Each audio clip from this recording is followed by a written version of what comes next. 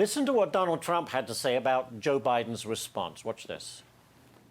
DHS says FEMA doesn't have enough money to last hurricane season. What's your reaction to hearing that?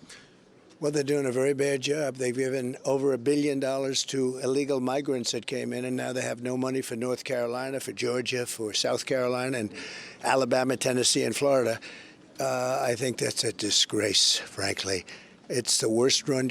This is a country that's being run by fools. Being run by fools. Strong words, as always, from Donald Trump. Jason Chaffetz joins us this morning. Jason, great to see you. I think we're just now getting a sense of the scale of the damage that was done by Helene, especially in western North Carolina. Absolutely devastated. My question to you is Biden's hurricane response going to have any impact on the election as more and more details come out? What do you think? I think so. I think if anybody was in the undecided category and whatnot, I think they look at this and look at the incompetence of how Joe Biden and Kamala Harris have handled the Homeland Security portfolio as a whole. Not only do we have open borders and millions of people coming in and rapists and murderers roaming our streets, but then to go find out that they're treated better than the average person in, say, North Carolina, as we look at Asheville there.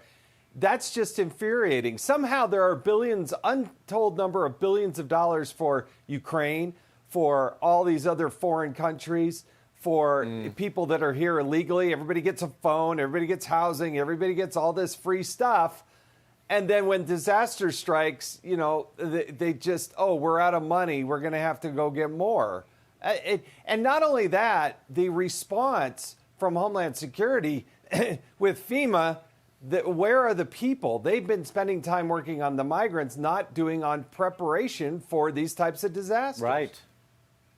Those questions are going to be asked a lot in the coming days and weeks. Next one for you, Jason.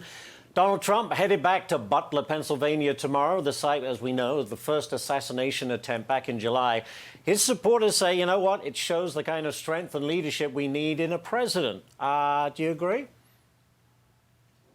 I do. Donald Trump is a warrior. He's one of the toughest street fighters that we've ever seen. I think this personifies the difference between a weak Kamala Harris, who's all about appeasement and equity, versus Donald Trump, who's about strength and making America great. That is a great contrast, and I think that's appealing to a lot of Americans, to this type of comeback, for him to withstand a shooting and then go back there. That place is going to rock. It's going to be awesome. A lot of intestinal fortitude, as they say. Jason, thank you so much. Happy weekend for you coming up.